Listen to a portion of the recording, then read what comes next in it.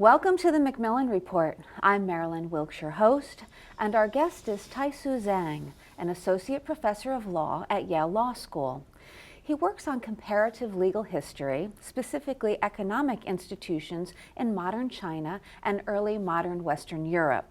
He has published a number of articles and essays in academic journals and popular outlets, and is the current president of the International Society for Chinese Law and History.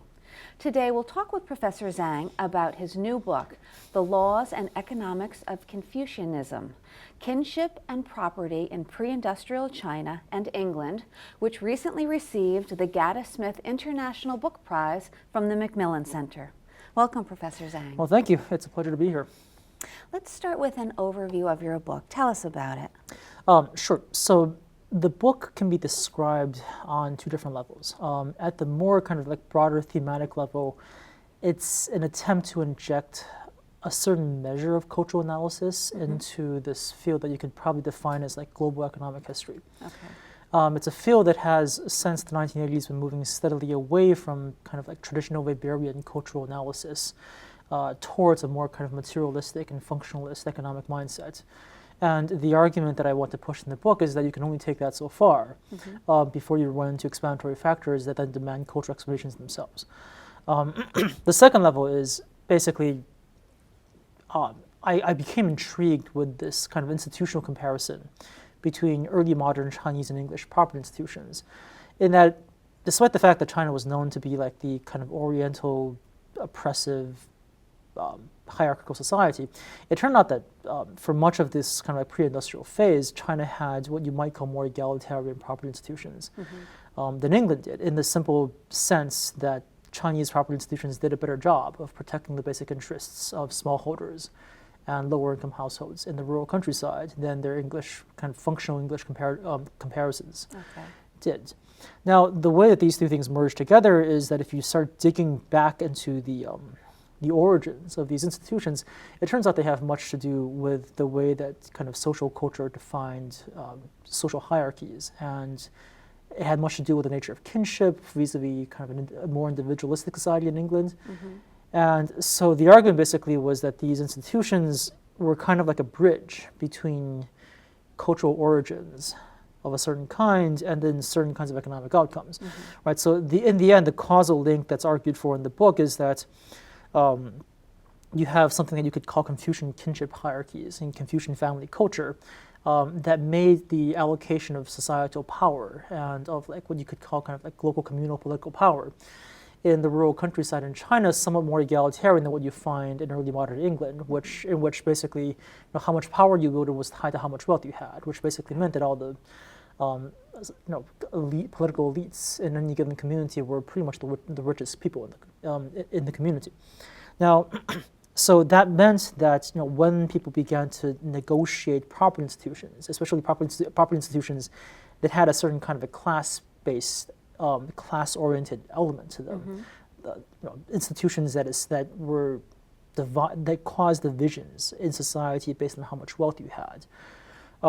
The negotiation in China was a bit more equitable between rich and poor, because it was possible in the Chinese countryside for poor people to rise to quite high political status, whereas that was virtually impossible in England. And so because of that simple political economy, you have more poor-friendly property institutions in China than you do in England. Now then, this has further economic consequences, the most straightforward and simple of which is you actually have a vastly higher level of land accumulation in early modern England. A basic stat is like at roughly 50 years before industrialization in both countries, the top 10% in the English countryside own something like 85% of the land, whereas in China the comparable number was something like 40%.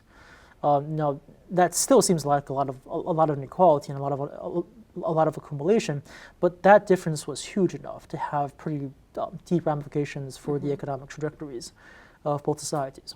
Okay, so I would like to unpack some of what you had just said, but I am curious. This is your first book. Yes. What led you to write it? Well, so unlike a lot of scholars like history because they just like history and they like historical methods. I liked history And I like being a scholar because there were certain questions that I wanted to answer. So I'm more of a kind of an issue-driven person than a methodology-driven person or a field-driven person. The question that's always driven me up to this point is basically what happened. So you see, why did China decline in the 18th and 19th century relative to Western European powers and then later to Japan? Because if you want to understand the shape of modern Chinese society and the shape of modern Chinese history, that is the fundamental starting point for everything. It's it's the cornerstone that basically shapes everything that comes afterwards.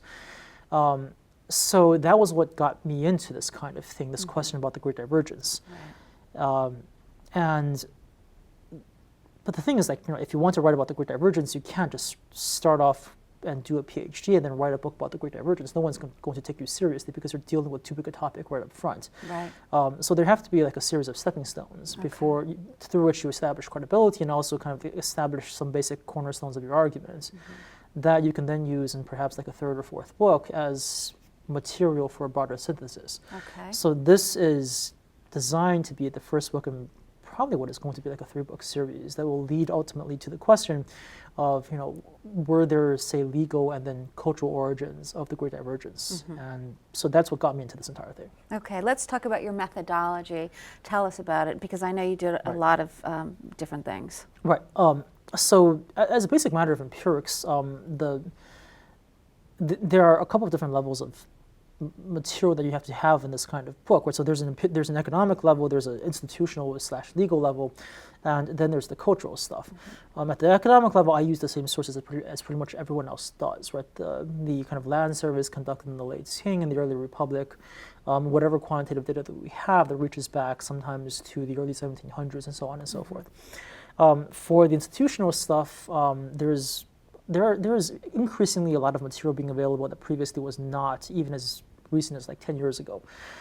So traditionally people used, say, the First National Archives, the First National Historical Archives in Beijing to pull up central level court cases and laws and regulations and so on and so forth, and I use those too. But much more interestingly for me, there are a large number of like local cases that are being made available, and local case archives that have been made available through county archives and universities that partner with the county archives over the past pretty much 10 years. And so that formed the bulk of the institutional material. I formed partnerships with a few local kind of agents in China that then got me in touch with universities and local county archives that had this kind of material. Now that also begins to give you some material to deal with the cultural question, because the cases, insofar as they reveal patterns of like local power allocation and local social hierarchies, help with that. Then there's the directly kind of more cultural evidence. There are kind of like detailed rural surveys conducted in the 1930s by various parties, Japanese and Chinese. Then there are things like lineage registries and family records and so on and so forth. So you pull all these things together and you try to kind of build a cohesive narrative based on all three of these things. As for the analytical methodology, I'm kind of a jack of all trades.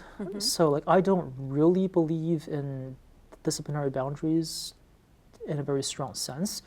My general belief is that if you have a question and the question demands any number of methodological tools, you just go out and learn the tools. Right? You shouldn't be confined to what you can do based on your methodological, theoretical toolkit. You should always be in the business of trying to expand your theoretical toolkit. So I have some background in economics, some background in political science and sociology, some background in legal theory, and theoretically the book draws upon all those things. Historically, mainly, it's like, as a historian, the fundamental charge is to be empirically rigorous. So that's the starting point, but at some point you have to engage in theoretical analysis. And there I'm more aggressive than perhaps most people in my field in trying to bring this kind of like multidisciplinary approach to how you actually use the data. Let's talk about the time periods, because I know it's a little bit different for China versus England, and also talk about the geographic. England is much smaller, obviously, than all of China. So talk about that as well. Right. So geographically, exactly as you say, England is England is basically like a couple of provinces in China. So I did the cheap thing, which was to focus on the parts of China that were economically most advanced, most stable, most kind of like historically well settled, and which then tended also to yield the most data. Okay. Right, so this happened to be the lower Yangtze, and then if you wanted to kind of like add a separate kind of comparison set that was a little bit different within the confines of Chinese economic development, I threw in North China as a separate comparison set as well. Time-wise, so essentially, right, because I'm not quite yet in the business of explaining the Great Divergence, I can take a bit more freedom in how I define my time period. And for me, the overwhelming concern was not, put these two countries at the same point in time, but rather put them at a point in time, put them at different points in time where they were most functionally comparable, right? And so to me, this was basically like the century before industrialization. China industrialized pretty much after 1950, England industrialized around after 1750. And so the approximate time periods would then be, you want to look at 1650 to 1750 for England, you want to look at the post-typing period, 1865 to 1940 something in China. Now, the benefit of that is that these are periods in which both countries had a huge number of like functional similarities. They were predominantly agrarian. They were relatively stable, at least in the countryside. They were relatively stable. They had, they were private property oriented. They were commercialized, highly commercialized in both contexts. There were proto-industrial kind of shoots of proto-industrial development in both countries. There was a significant urbanization. There was a market-based proto-industrial production in urban centers in both countries. And so a lot of the basic kind of like functional similarities that you need to do good comparison were there in these periods. Whereas if you had thrown China and England at pretty much the same period of time, then a lot of things would be going on in which the society, like one society would be relatively stable, whereas the other would not be, and so on and so forth. Okay, let's talk about some of your findings, particularly in the, I believe, the first and second chapters. You talk about mortgages in England versus the, and correct me if I'm saying this incorrectly, Dianes in China. Tell us about that. Right. So the core institutional comparison that I draw is between like how do these two societies regulate the ways in which you essentially mortgage land. The reason why I focus on these kinds of institutions is that, frankly speaking, for most other parts of property law, the two countries were pretty much broadly similar. Right? They were privatized.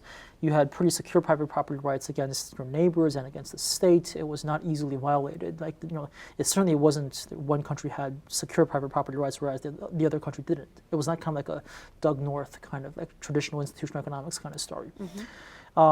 Now that said, for the places that did exhibit differences, the two sets of institutions that mattered most to the interests of lower income households were actually mortgage institutions and then tenancy institutions. Right. The reason for this is that very often if you're a lower income family, you have to rent out land from a larger landlord, so therefore you care about tenancy institutions. Whereas there's a clear class-based difference in what landlords want out of tenancy institutions and what tenants want. Right? Tenants want extreme levels of security. They want lower rents, stable rents. Landlords often want the opposite. They want to have the freedom to evict tenants and raise rents and so on and so forth. And the same thing applies also in mortgages. But mortgages are, if you're a landlord that has quite a bit of cash and you want to go out and get land, you basically could either just buy it outright, or you could offer a loan to the smallholder, take his land as collateral, and when the smallholder failed to repay you within a certain time period, you would just get the land. Or this is how mortgages work in this era. And so how much either side has an incentive to just like offer to purchase the land outright depends on what kinds of institutions you have in the mortgage context. Right? Because if the mortgage law allows landlords to kind of get land on the cheap, right? You offer 70 cents on the dollar as a loan, the guy fails to repay and you get the entire land, you actually save 30 cents on the dollar, right? So the more that happens, the less willing landlords are to directly buy land. And the more willing tenants are to just directly sell land. Now, if on the other hand you have extremely favorable mortgage institutions, favorable in the sense that they protect the interests of smallholders and make it really hard for landlords to seize land under conditions of default, then smallholders will insist that, like, when I offer my land, I'm only going to offer it as like a mortgage collateral, and I won't let you buy it outright.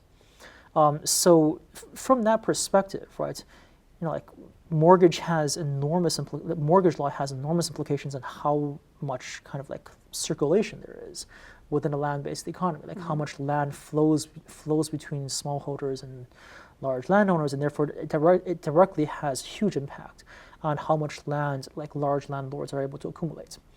And the starting comparative point is that Chinese mortgage institutions, these things that we call dian sales, did a much better job of protecting smallholders in the sense that it made it virtually impossible for them to default, and it made it virtually impossible for larger landlords to actually seize the land.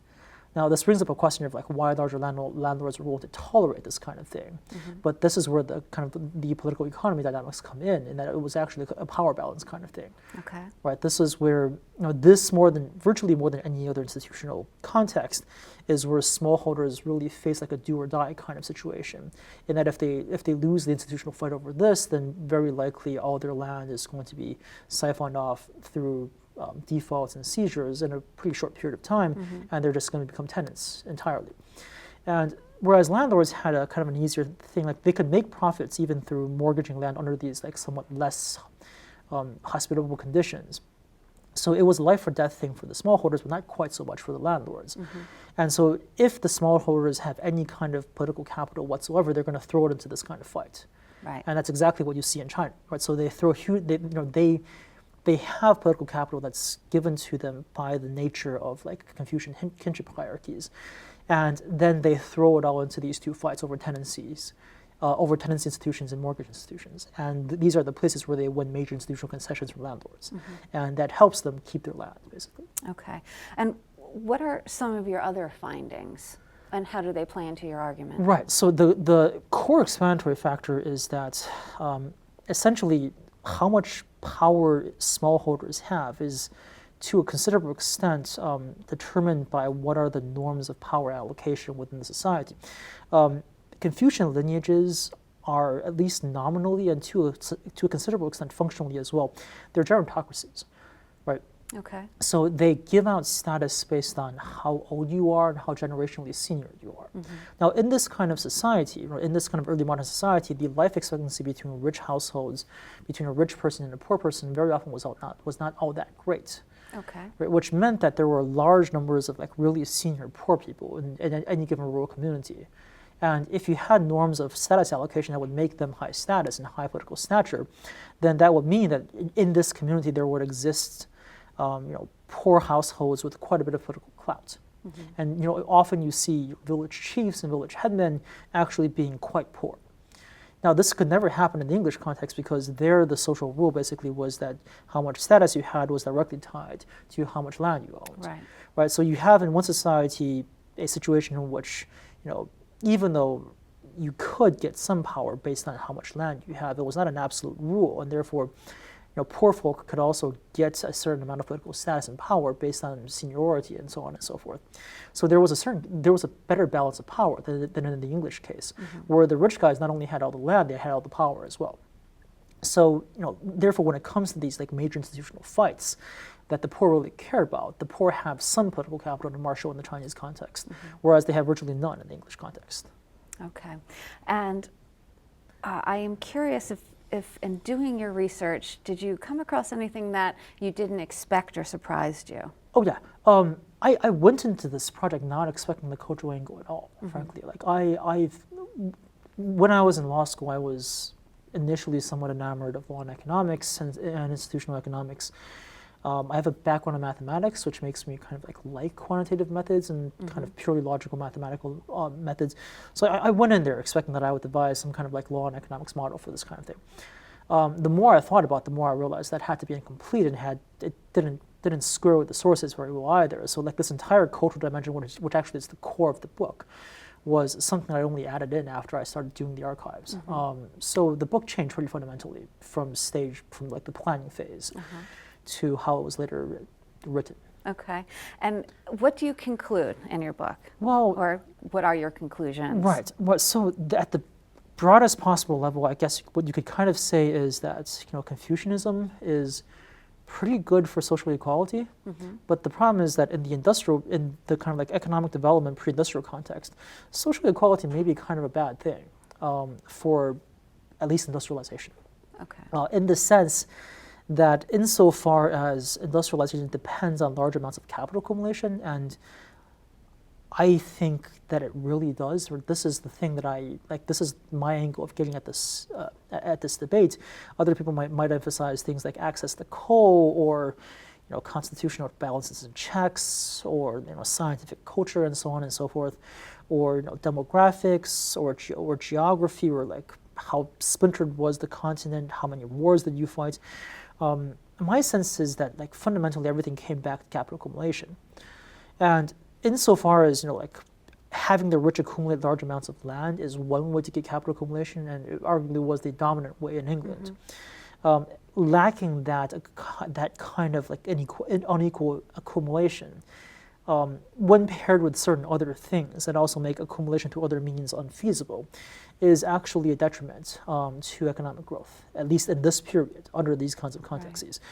So I guess like the broadest possible generalization of the conclusion would be that, like there are certain traditional societal cultures around the world that make societies more equal, but that actually harm them over the long run when they were getting into an arms race with Western European powers who were much less equal societally, but also ironically were therefore able to marshal larger amounts of capital into the industrialization project.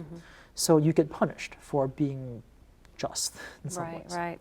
Very interesting, and I think your approach is very novel. So we will look forward to your next book, a continuation of this journey. And I thank you for being here with us today. Well, thank you so much for having me. Okay. For more information about Professor Zhang and his research, please visit our website at macmillanreport.yale.edu. Be sure to join us again for another episode of the MacMillan Report, made possible through funding from the Whitney and Betty MacMillan Center for International and Area Studies at Yale.